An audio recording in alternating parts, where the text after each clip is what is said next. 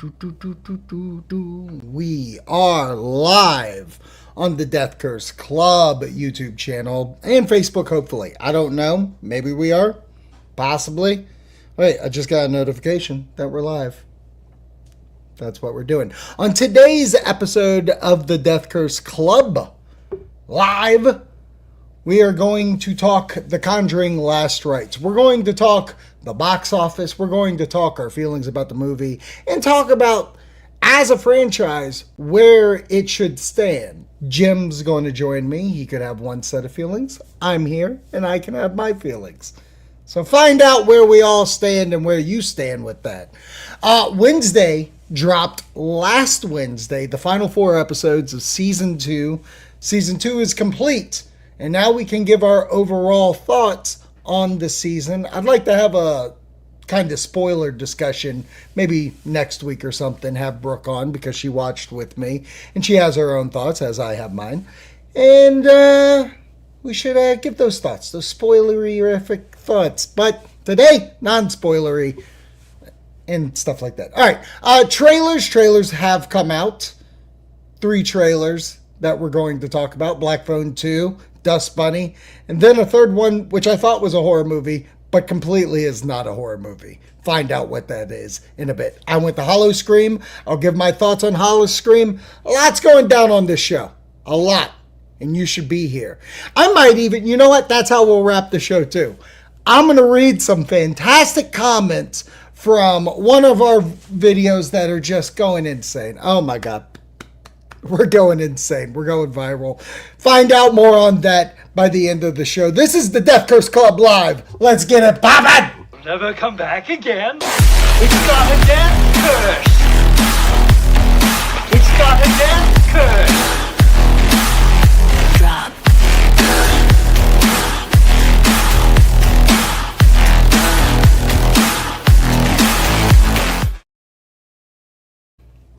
Welcome to a brand new episode of the Death Curse Club Live. Live, L-I-V-E, live. I am the host, the owner, the operator, your MC, Zachary J. Hilton. And alongside with me is the man, the myth, the legend, the barkeep himself, Jim.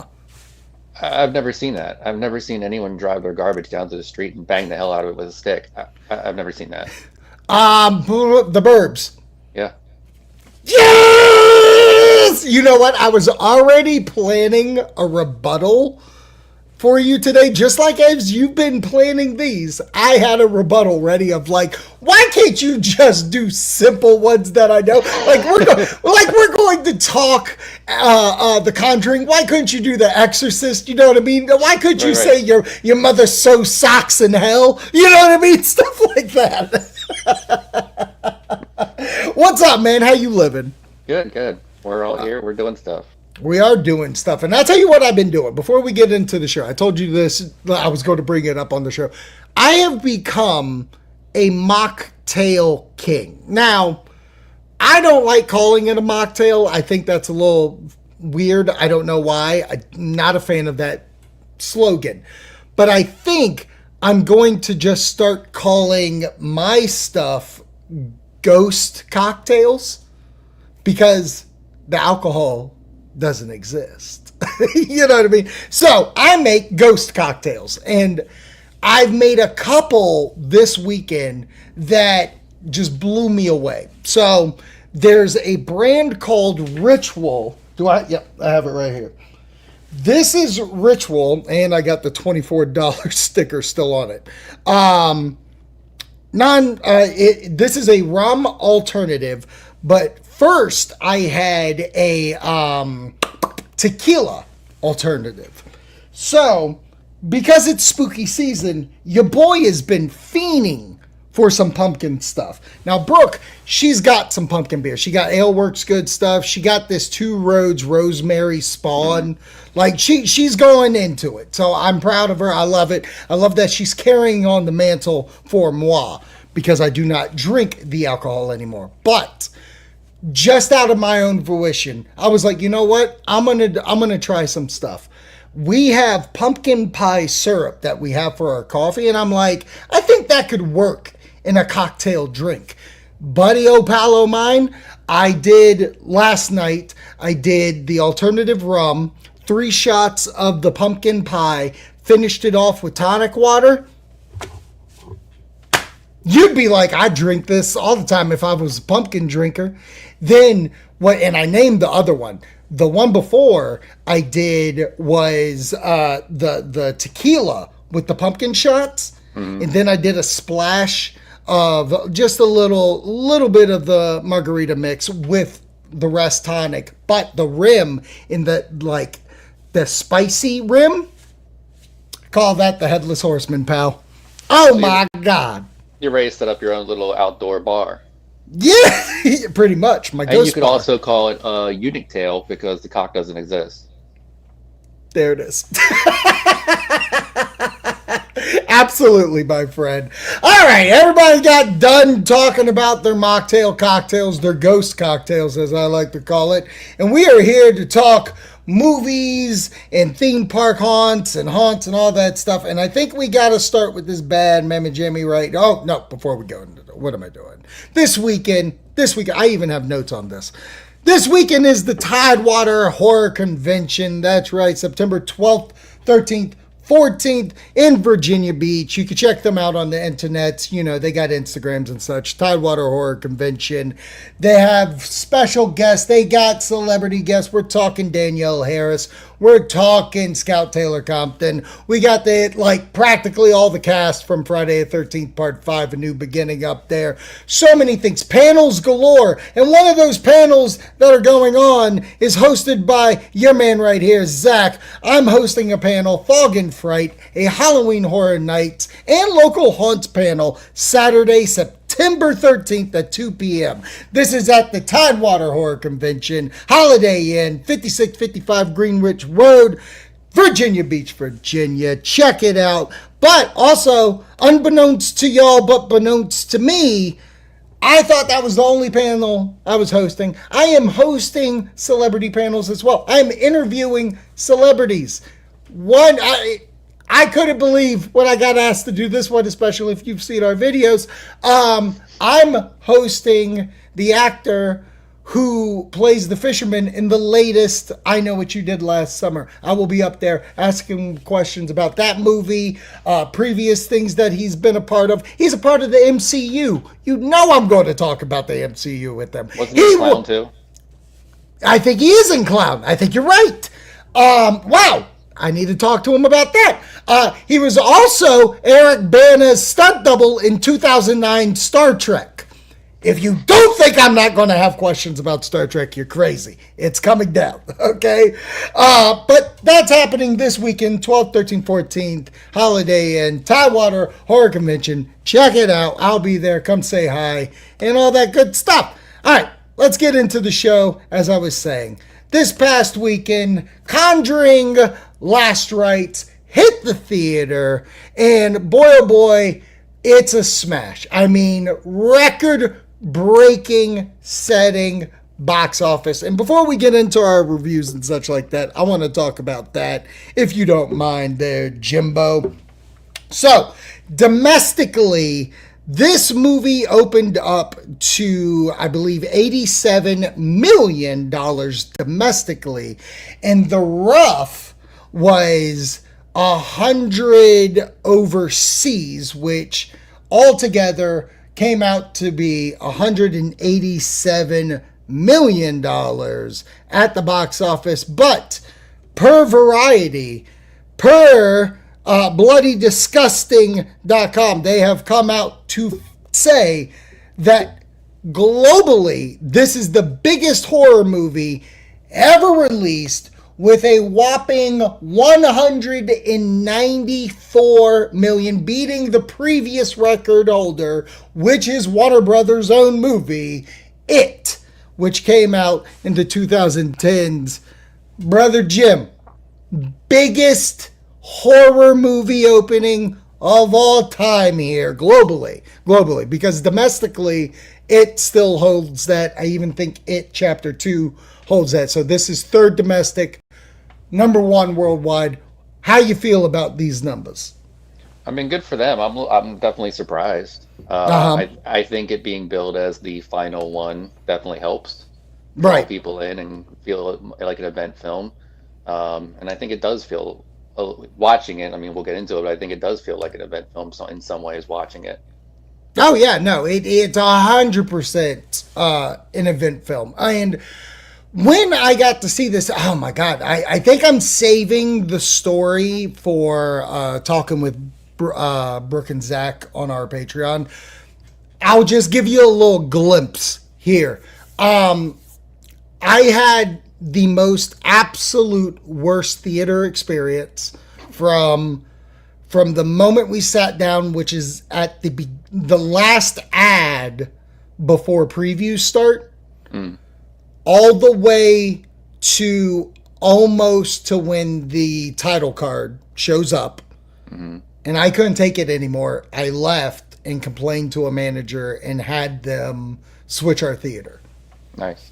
to where that was the goldenest experience. So on Patreon, the next Talking with Brooke and Zach, I'll have the complete story for that. And Jim, just because I'll tell you that off air. Because wow, what a time. But while watching it, like for the real time, not the pre-time, because I Yeah. got to see the beginning twice. This movie had a lot of fun scares that got Brooke so many times. You could see her reaction. We have that on the channel, her out of theater reaction. But I think what really brought me to this dance was the story of it, of Ed and Lorraine and the family, the daughter, so on. And then I think there's only one thing I'm going to spoil, which is near the end of the movie, the very end of the movie. So Right. if you don't want to know that, don't listen to when we get there. Plug your ears.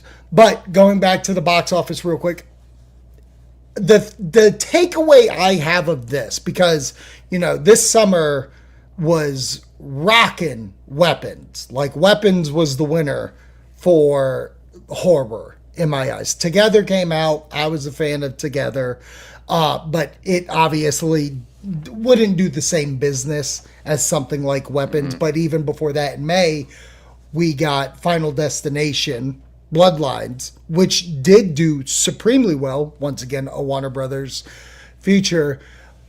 Warner Brothers has just been knocking it out with horror from Sinners in March, Right. Final Destination Bloodlines, Weapons, now this. It's wild to me that they have been on such a roll and on the pulse of horror and what needs to come out when it needs to come out. I looked at what Conjuring 1 and 2 did.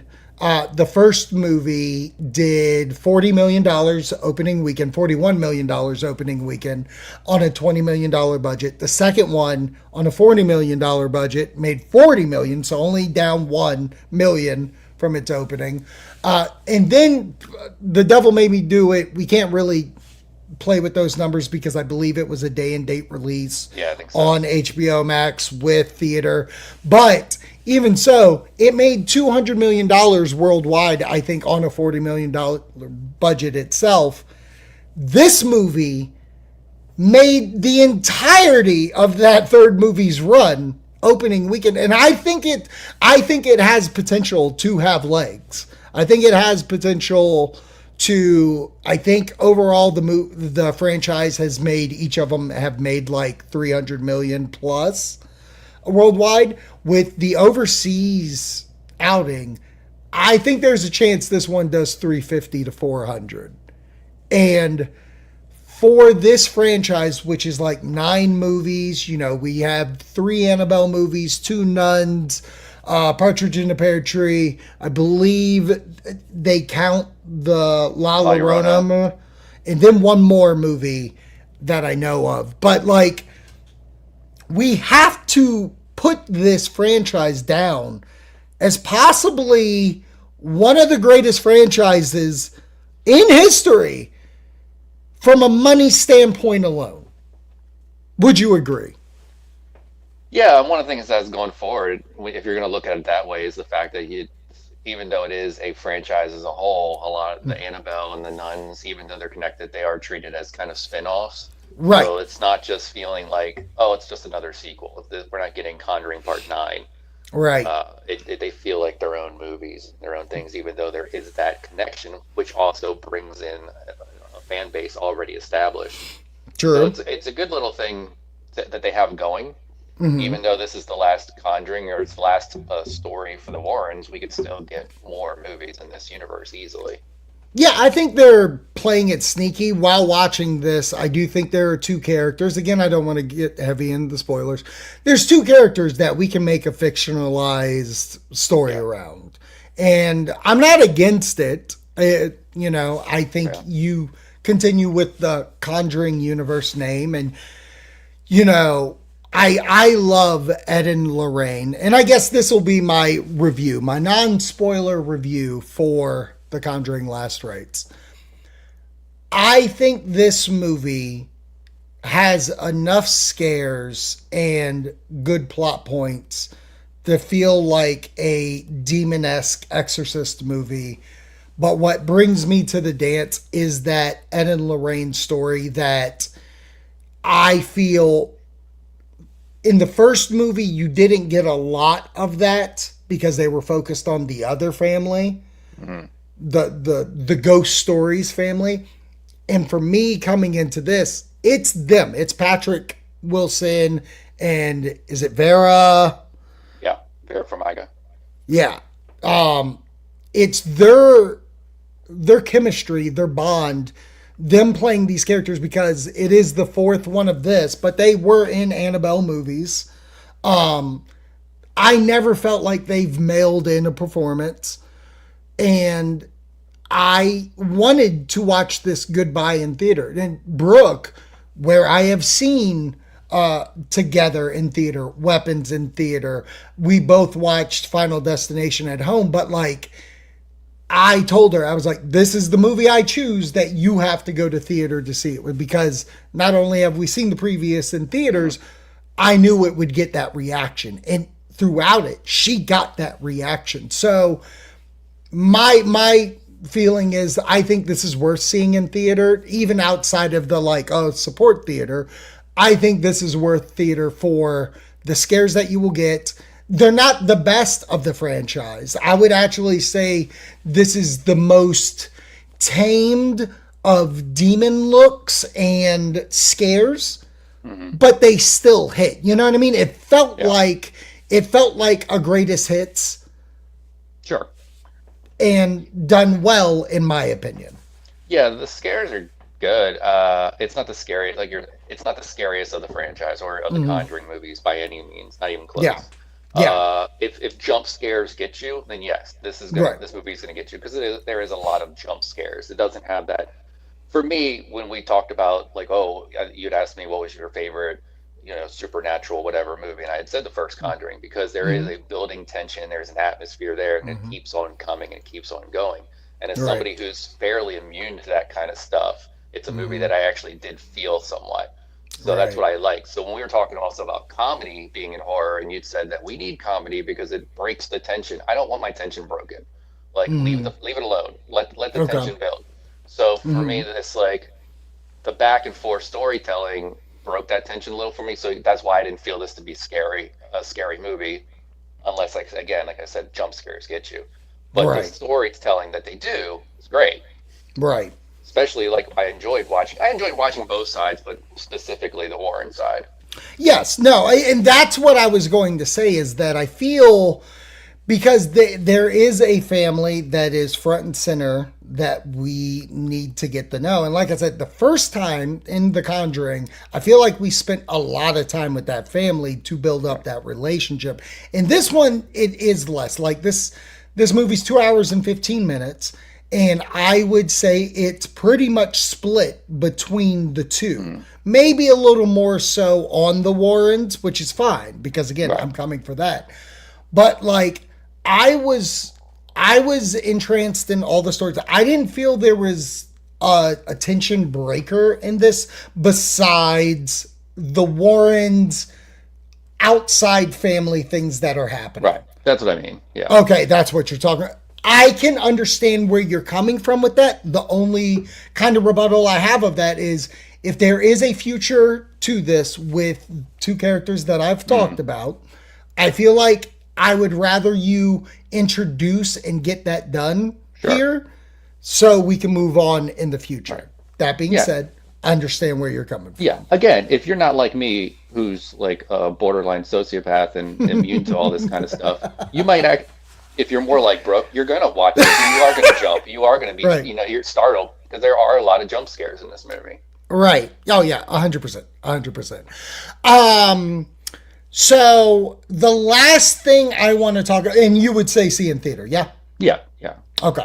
The last thing I kind of want to talk about, because I did mention earlier of like, we got to put this on the like precipice of one of the best franchises to be able to wield this amount of money alone. Like I think of movies like Jason or, Halloween, and like when they get here to this amount of money, we always like, yeah, we did it. We finally got one. These guys have been doing it since one. Yeah. Like internationally, this movie kills and makes money here. They all make like $100 million outside of the third one, which again, I will say because of the time. But the fact that that movie did go to like day and day streaming, which then could have set a precedent for this to not go see it. Like someone could have said, oh, I'll just wait for HBO Max. I did it before. And then on top of that, thinking about how last summer we had the 5th Insidious and it doesn't crank the money like this does. I'm sorry. I have to not only abide as that being a reason, but my complaint at the moment is when the movie was about to come out, it was hovering about 65% on Rotten Tomatoes. Mm-hmm. And right now it's currently hanging in at like 56, 57. Could have gone a little lower, who knows? But like, I'm starting to have a problem with how people look at like this kind of franchise. There's a lot of hard work that I think goes into this. I think you see every dime on it. As I was saying, there's not an issue with the storytelling. There's not an issue to the jump scare, if you will.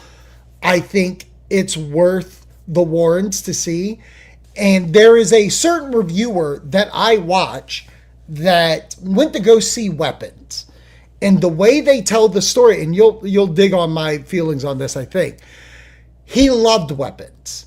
And one of the attributes of why is because he said the storytelling, the way it jumped and stuff, it just made it interesting to him. He saw this, and he's not a horror guy, and he was like, oh, this isn't for me. It's paint by numbers, blah, blah, blah. I have a problem with you reviewing these movies and telling me this isn't good. I would put these on neck and neck of enjoyment for me. And the fact that you call that movie this storytelling marvel, where if it was told in a different way, it legitimately is a paint by number movie. Right. Yeah. I have a problem with that. This movie has just as much care of like how camera usage, the sound, the performances, but it's getting swept under the rug because it's the 4th in this 9th total. Yeah. We should be praising that this is the 9th version of this movie and it's good. Yeah. Well, like we said, you were saying with that review, with the storytelling and Weapons, I didn't like it. That's the thing I didn't like about it. Right. But I can see where like that's the kind of thing where it's like it's a gimmicky thing that's popular nowadays. People like, oh, it's so interesting, it's so fascinating because look how they did it. And there are cases where that really does work and it really does make a movie better. I can think of a movie that I watched in the last year that has a very interesting storytelling technique that completely makes the movie better than it is if you had watched it normally. but this is not it. Or Weapons is not it. Right. The Conjuring. I mean, it's not a fancy storytelling technique. It's just basically telling it straightforward. And like you said, they are basically both paint by numbers in a way. Yeah. But no, this is not. And, Weapons is not a better movie just because it decided to do character chapters. Right. And like, I think that's where it's just such a struggle where like, I think honestly, I'm turning against this elevated horror idea because I don't necessarily think it is better most of the time. There are good ones out there. I loved Talk to Me. I think that's wonderful. I loved It Follows, which I would say is almost the beginning of elevated horror. But even this year, I would say, because it currently is, Together is a better movie than something like Weapons, but isn't getting talked about because it's not backed by a bigger studio. And like, I think of last year when Smile 2 came out, and yeah, I think it made over 100 million globally, which is a good win for him. But that director doesn't get talked about like Kreger's does. And I think that's fucked up. I think that is fucked up because I will watch Smile and Smile 2 before I ever go back to Weapons or Barbarian. And if I'm going to watch Weapons, it's only to get a reaction video out with Brooke. You know what I mean? Yeah, I'm not rushing to watch it again. I got the gist of it, and like I said, I felt like I was watching it for 4 hours again, just because I didn't like the storytelling technique. Yeah. We got a comment. What's up? What are you guys discussing, buddy? We're discussing.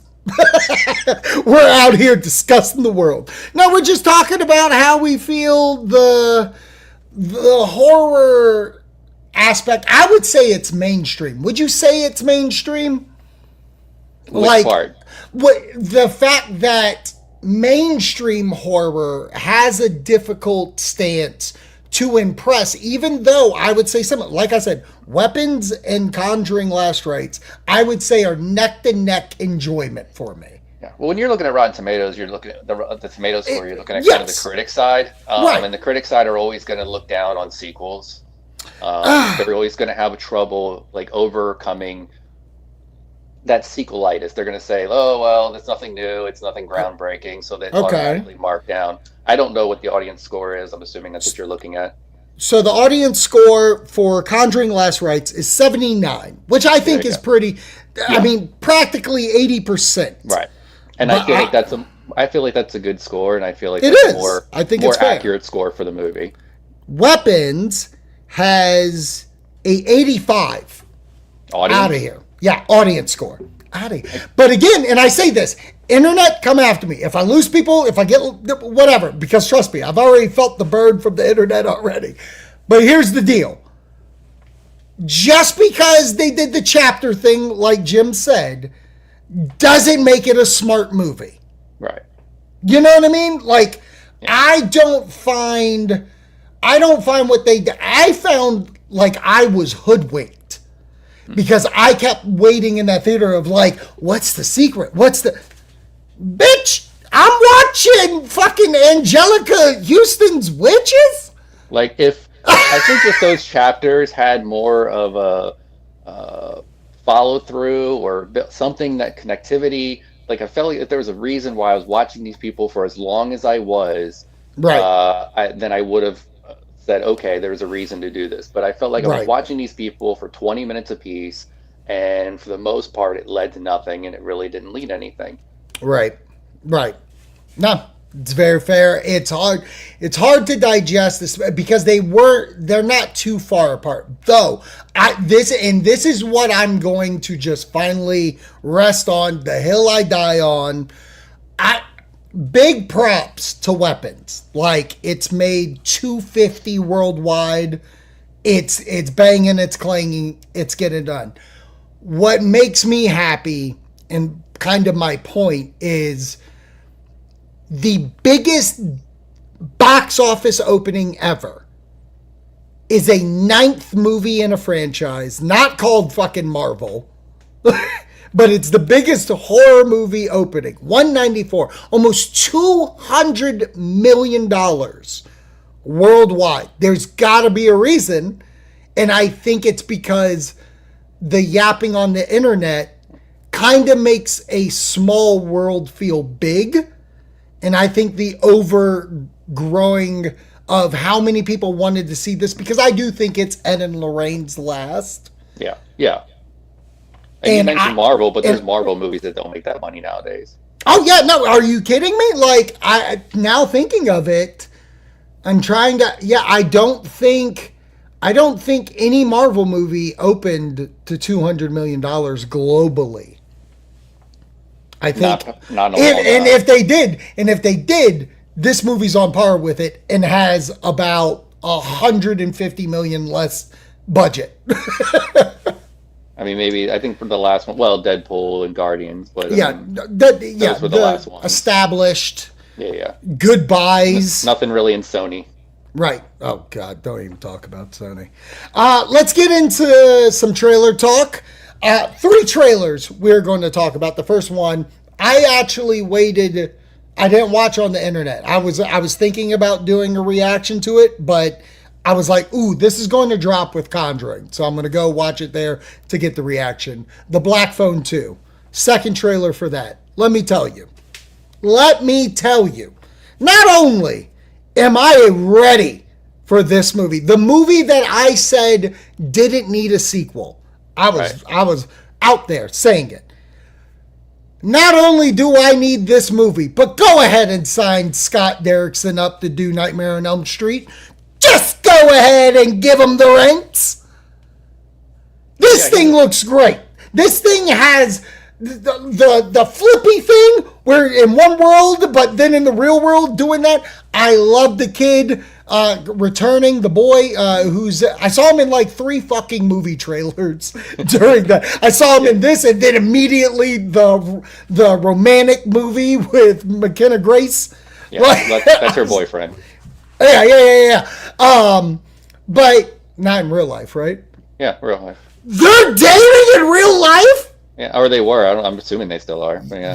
You're breaking shit on the show, bro. But he was also in How to Train Your Dragon recently over the summer. So I like this kid. I think he's got a bright future, and I'm glad that he came back for this. But I think the spookiness, the idea of being in a winter atmosphere. At one point, the fucking grabber's ice skating. Yeah.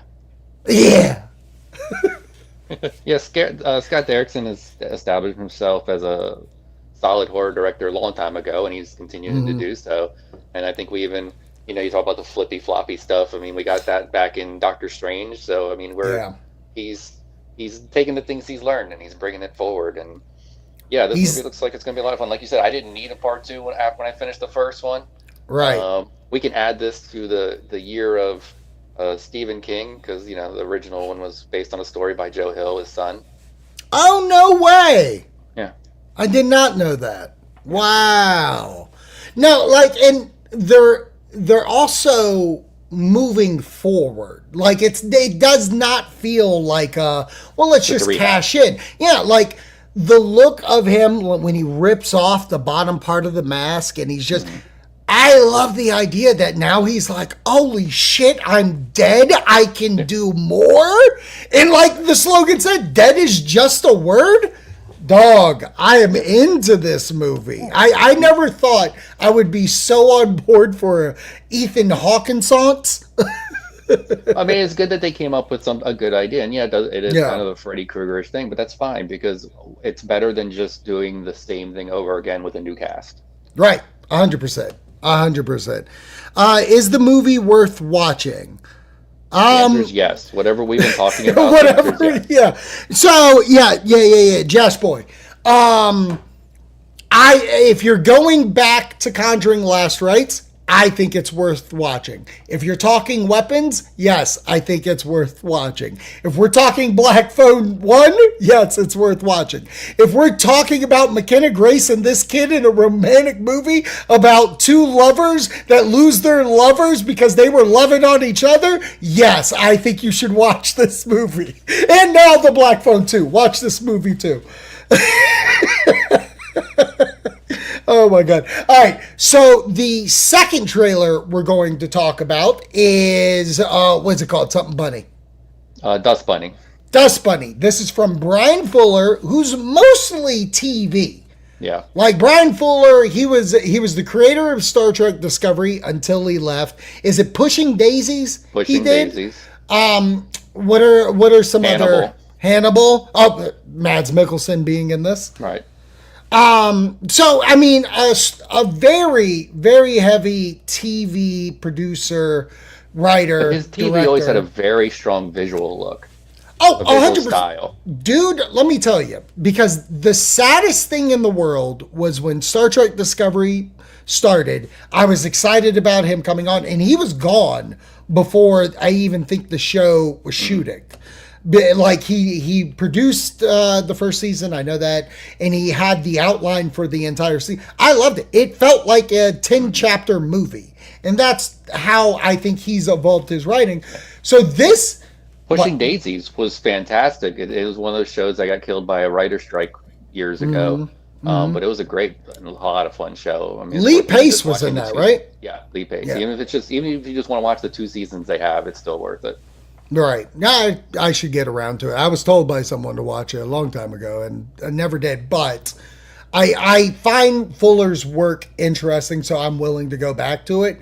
But this does feel like one of those things where I wonder if he came up with an idea. I love the idea. It's Mads Mikkelsen. He's a monster killer.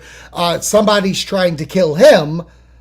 And Sigourney Weaver's in it. This kid's in it. It feels very like, I wonder if he wrote a pilot. He got denied and was like, I'm going to adapt it to a movie and I'm going to direct it myself. And then, if it does well, I will spawn it into a franchise. Looks creepy. I think it's done very stylistic. Like, it looks good.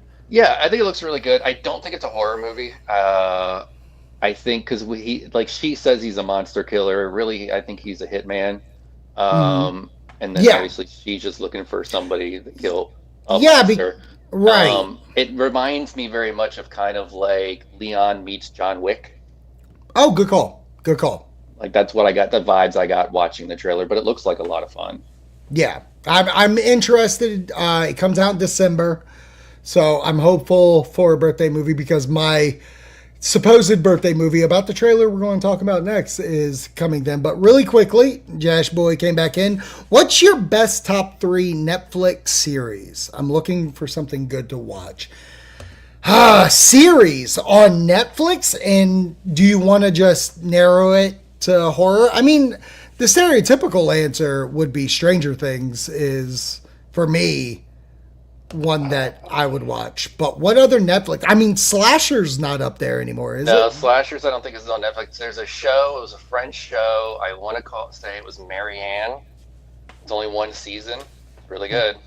Oh, Marianne, 1 season. It's a French show. You should check it out. I'm going to suggest a show from Germany. It's called Teacup. It was from the great director Bon Jovi, and he just did some stuff I never saw before, man. It's crazy. You should check it out. Teacup, Netflix. Yeah, check out the reviews of the one I've mentioned. I bet you they're high. Oh, well, the one I mentioned too, Stranger Things. No, I mean, Netflix is a mixed bag on series for me because, again, I love the Slasher show. So it's removed from Netflix now then. So is it on Shudder? No, I want to... Okay, but are the previous seasons on Shudder? I believe so. At least some of them. Maybe just the ones that they released originally, like straight to Shudder. I don't know about... That's a fantastic question that I need answers to right goddamn now. Just Watch. And if you ever want to look for something, just go to justwatch.com. It'll point you in the direction. You put in the thing Slasher like I'm doing. Bing, bang, boom. Came out in 2016. I love this show. God damn, I love this show. It looks like it's on... Yeah, it should be Shudder. It's on Prime. It's on AMC Plus. So it's all that family. Yeah. And the newest season... No, there is some on Netflix. So the there's newest some on season Netflix doesn't have the Slasher moniker, but it is a season of Slasher. It's got the same lead actress that's in like every season. No shit. I think she's one of the producers at this point. Oh, wow. Okay, I need to watch it. Maybe that'll be my spooky watch during October. The last trailer I want to talk about, because the teaser of this film gave off vibes of horror. I'm talking, it felt very like, what was the Haunting of Venice? The Orient Express Part 3. Yeah, that like how one. where that was spooky. And then this one, Knives Out 3, was supposed to be spooky. The official trailer dropped. It is not a spooky movie whatsoever. It is literally just a guy dies in a church, and LeBlanc's here to solve it with a priest kid from Challengers. So hopefully he starts making out with Daniel Craig while Zendaya's the killer and watches. Yeah, I mean, that's all we really need. I mean, that's kind of what we expect at this point. It's going to be a bit of a comedy. Got a good cast. Could you imagine? Could you imagine they do the Caddyshack 2 route? Yeah, why not? All right. Since our friend did bring up Netflix, I'd be remiss if we did not talk some Netflix. The final part for Wednesday season 2 came out. They dropped it in 2, which I appreciate because I'm still having PTSD about Cobra Kai 3-chapter fucking year-long release. So, how do you feel? How do I feel about the second half? How do you feel about, second half and then overall the whole season? I enjoyed it. It was seeming a little crowded, I guess, in a way. Like, there seemed like a lot of random little, not random, because there was a reason for them. A lot of storylines seemed to be going on at once. Where I was having trouble trying to figure out what the final necessarily villain was going to be for the season, because there were so many possibilities. Buddy. Buddy. Overall, I enjoyed the release season. The episode that seems to be getting a lot of praise in the second half, I really enjoyed. Which would have been the second episode of the 4. Okay. I'm trying to remember what happened, but it's a fucking blur. Yeah. I mean, What happened? What's the gist of the story? The freaky episode. Oh, yes! You're right. That's a fun episode. Yeah. The Freaky Friday. Yeah.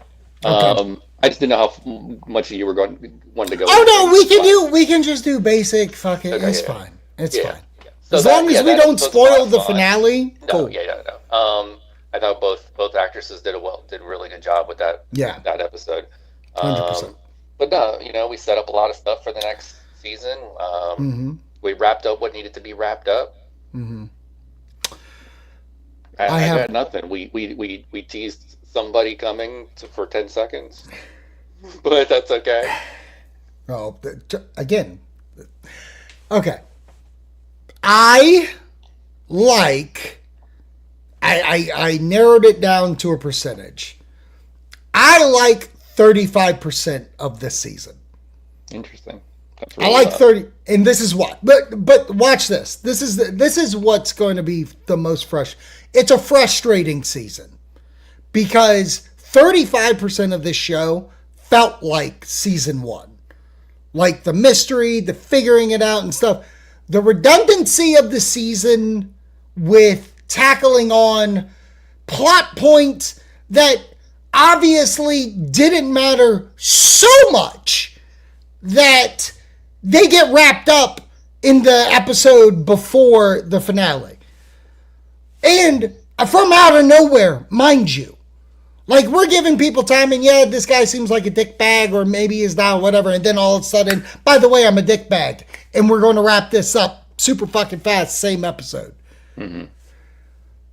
All of that kind of story, like, everybody's plots that don't deal with Wednesday and Wednesday's family fucking annoyed me.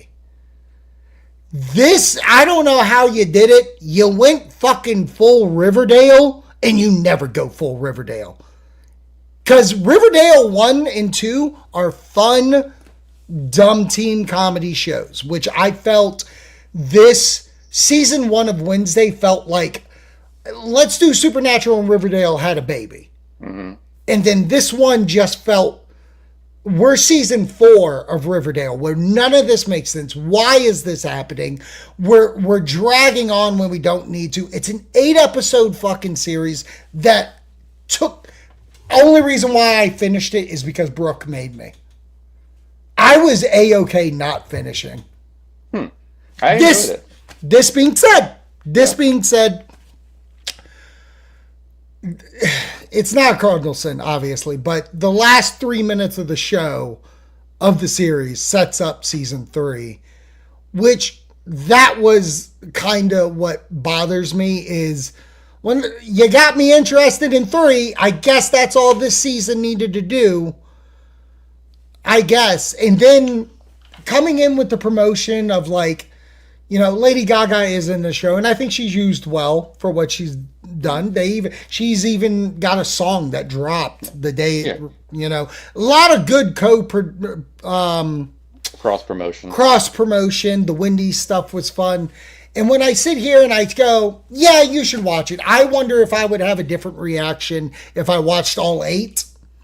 Because I remember watching the first 4 not in love, so I'm going in to this final 4 being like, what the fuck? But I agree with you. That entire full episode of the second part is fantastic. The finale, very fun. I enjoy what we do with the mother, like not Morticia. I love what we do with Morticia. I love what the backstory, the Gomez and her. There is a character introduced in the first episode that has a nice slow arc through the entirety that I think is great. Thing is used well. Again, 35% of this, which I think is the family story, is great. Then there is just bullshit.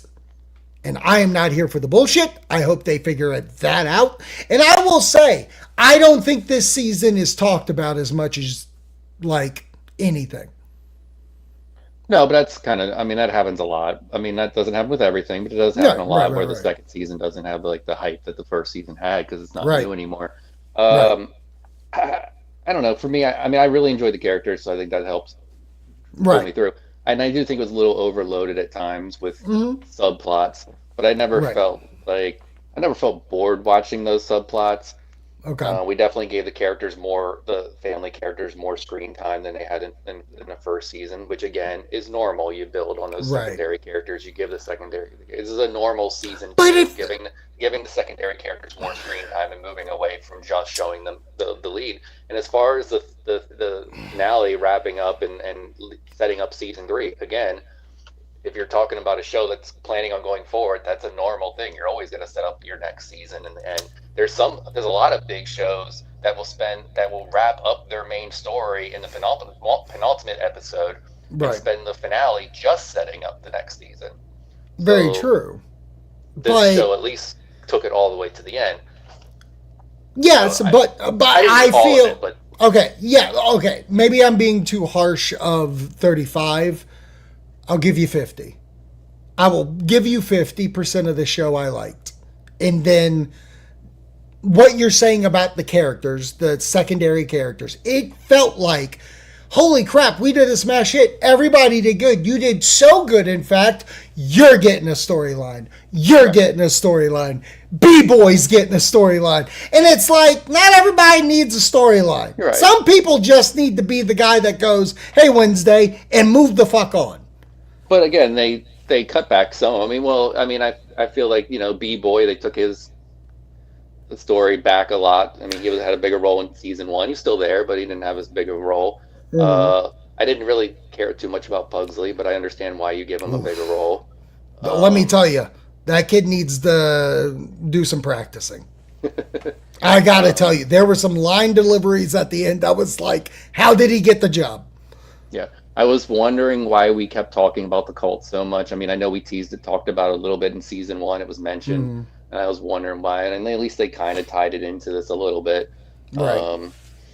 Everything kind of came together. Yeah. It's a sophomore slump for me. That's all it is.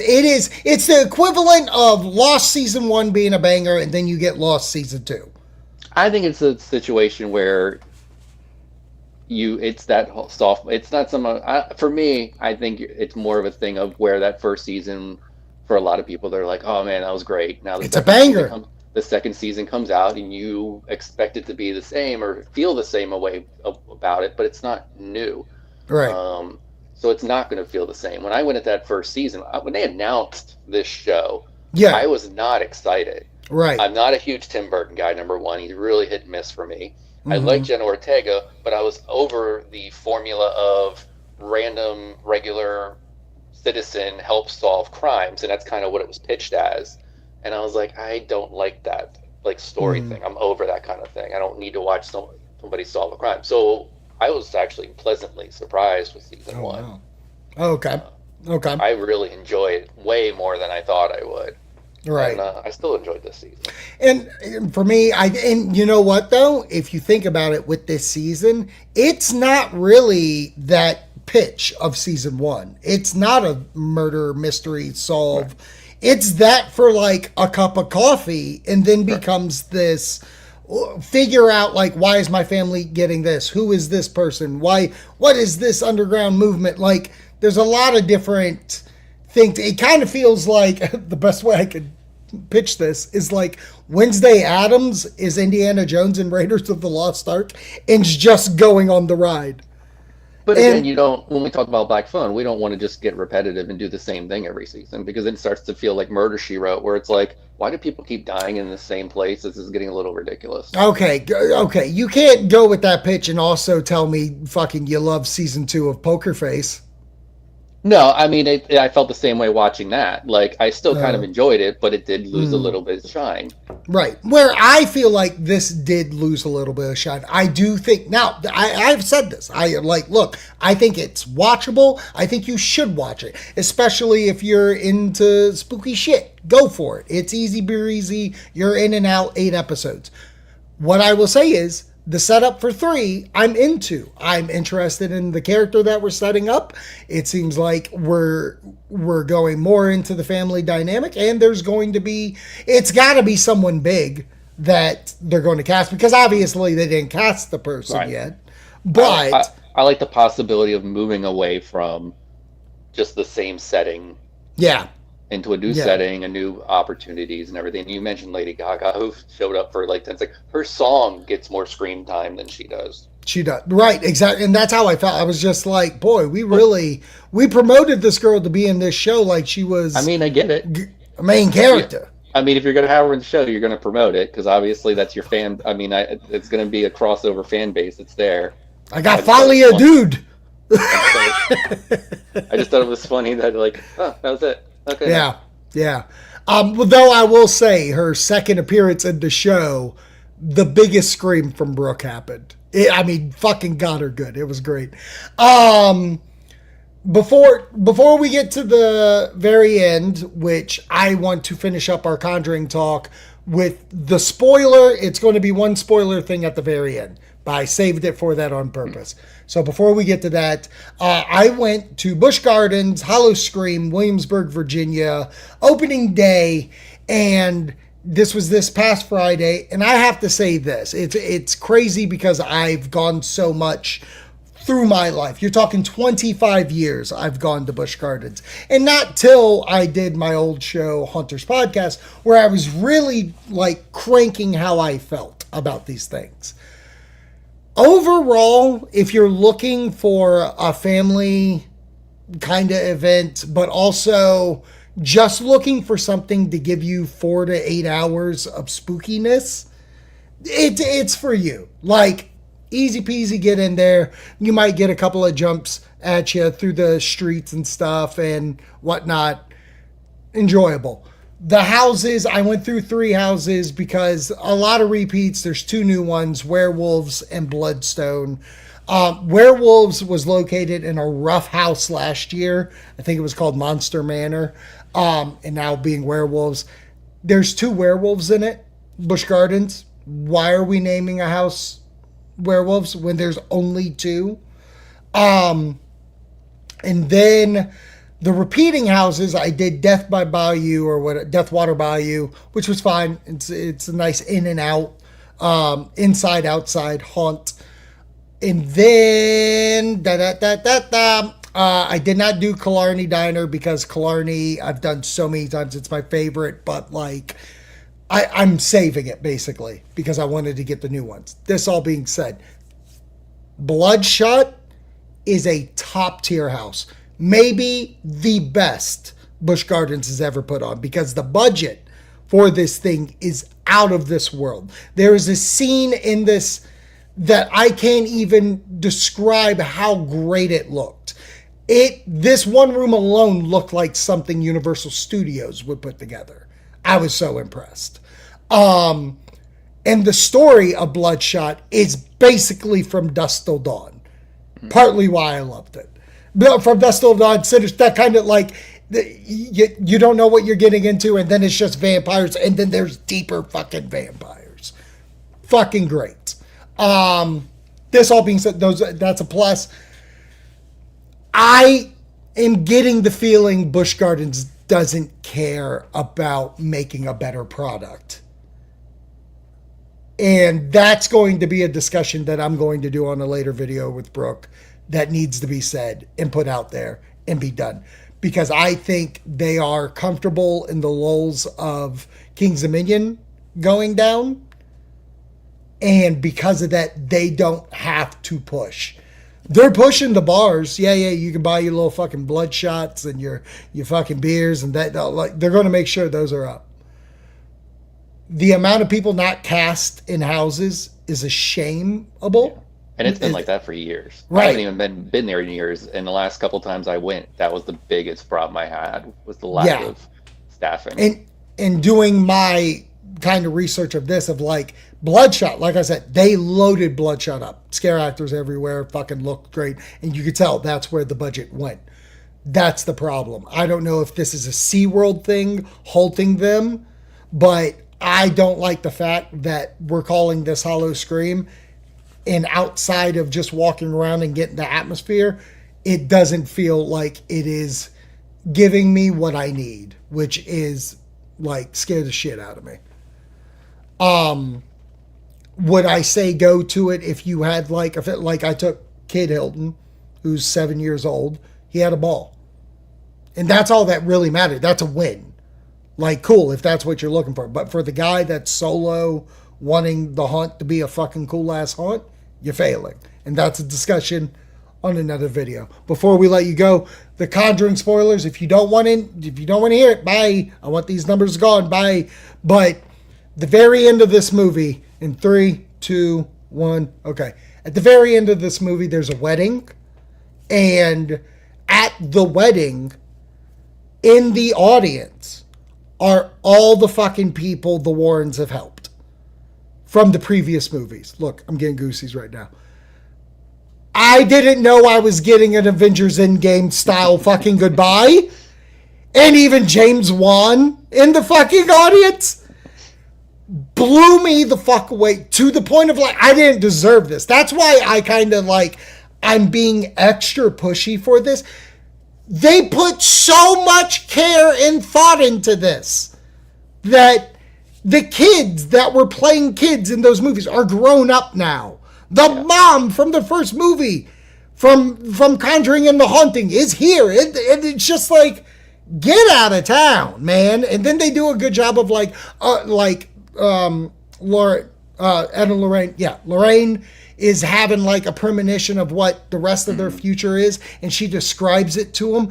Fucking weepy-eye me over here. What are we doing? We didn't deserve this. Yeah, it's a great way to close it out.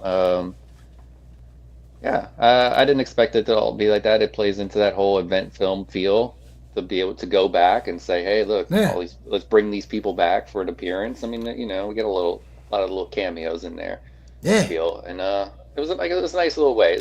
It's nice. I sat there and I said to myself, I don't know how realistic this is. I don't think these people will be showing up personally if I survive some shit. I ain't never talking to none of these people again. No, yeah. but it's a movie. For the movie. Yeah, for the movie. It's a great way to end the whole thing. And yeah, it's good little feel.